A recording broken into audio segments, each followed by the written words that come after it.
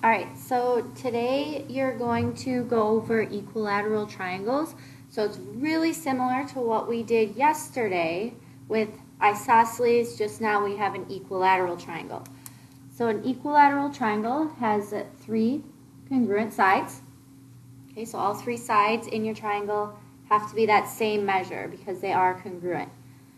So with this, we have the equilateral triangle theorem. So that states a triangle is equilateral if and only if it is also equiangular.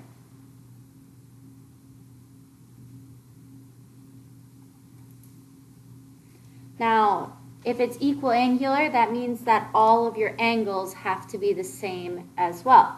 So since all of your angles have to be the same measure, then each angle of an equilateral triangle has to measure 60 degrees. So we're going to use this to answer the following questions here. So we want to find the value of x. So in number 1, I noticed that all three sides of this triangle are the same.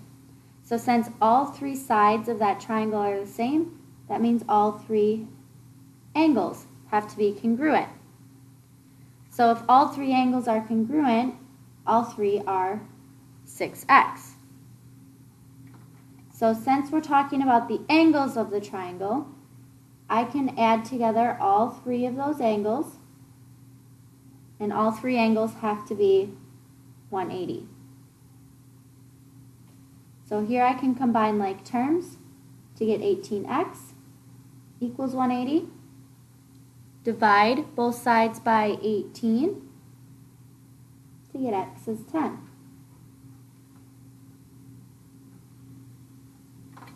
Okay, then we're going to look at number 2. So in number 2, this is the reverse part of that. So now this shows that all three angles are equal.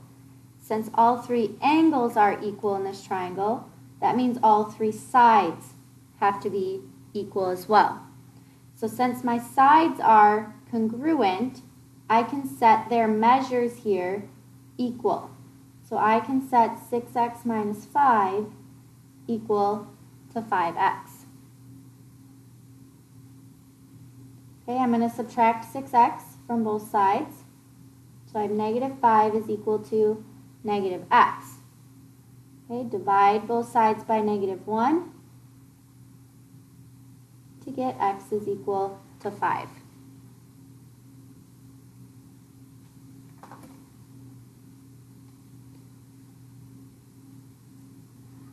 All right, our next example is number 3. So we have to find the measure of angle y, and we have to find the side yz.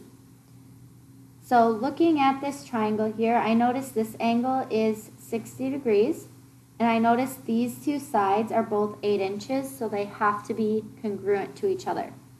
Well, if those two sides are congruent, using that isosceles property that we learned about yesterday, I know those opposite angles have to be congruent. Now, if those opposite angles are congruent, I can find their measure by taking 180 minus 60. Okay, I get 120. Now that 120 is split between those two angles.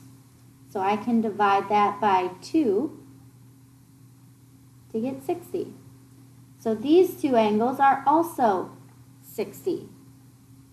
Okay, so that means I found angle y. The measure of angle y is 60 degrees. Well, now I have to find yz. That's this side right here. Well, since I know all three of my angles are 60 degrees, that means all three of my sides have to be congruent. So if all three of my sides are congruent, yz would also be 8.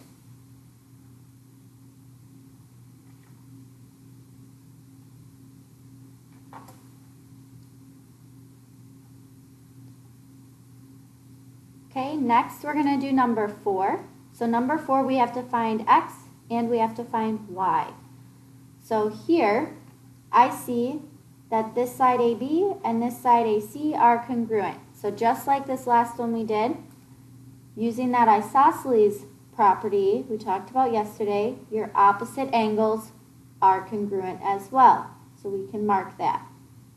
Well, if angle B is 2x, that means angle C is also 2x. Well, then all three of my angles I have now a measure for, and I can add those to be 180. So we have 2x plus 2x plus 2x equals 180. Okay, so I'm going to combine like terms here. So I have 6x is equal to 180. Divide by 6 to get x is 30.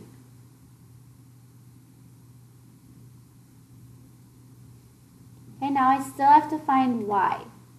Well, for y, that's right here. Now with this 30, if I plug 30 in for x in any of these angles, I get all of those angle measures are 60 degrees. Okay, if all of my angle measures are the same, that means all three of my sides are the same.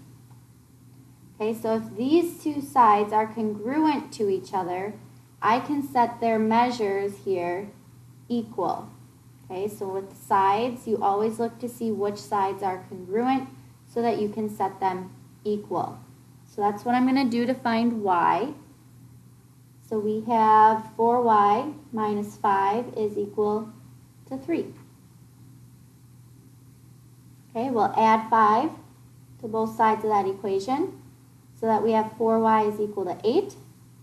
Divide by 4 to get y is equal to 2.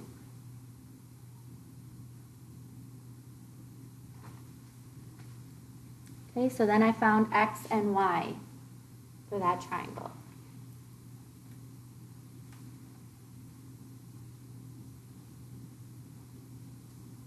Okay, last one is number 5 here, doing the same process. However, with this triangle, I see that these two sides are congruent, and one of my angles in that triangle is 80. That means this is not an equilateral triangle. For it to be an equilateral triangle, all of these angles would have to be 60, and one of them is not, so it is just isosceles. So we're doing that same process we did yesterday now. So since these two sides are congruent, that means their opposite angles, so the angles across from, are also congruent. So since this angle is labeled as 6x plus 8, that means this angle is also 6x plus 8. So then to solve for x, since I have a measure for each of those angles, I can add all three together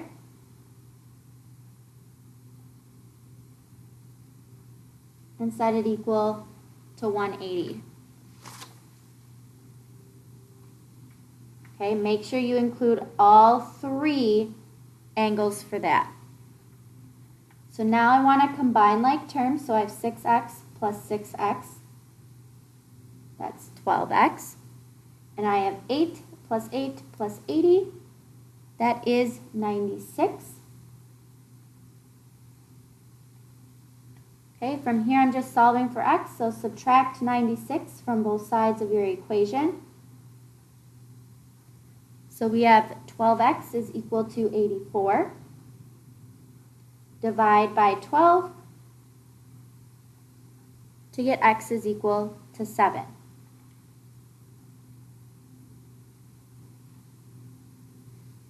Okay, I still have to solve for y here. So I have to find my variable y in my picture. Okay, y is in both of these two. Well, those are my sides that are labeled as congruent. Okay, if you're solving for a side, you never add them to be 180. Okay, if you're solving for a side here, you usually look for the other side that it's equal to. Well, since these are congruent, that makes them equal. So I would set 4y minus 2 equal to 2y plus 2. Okay, and from here, I'm just going to solve for y.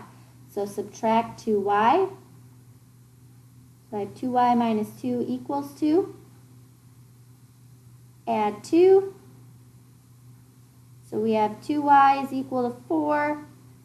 And then you would divide both sides by 2 to get y is equal to 2.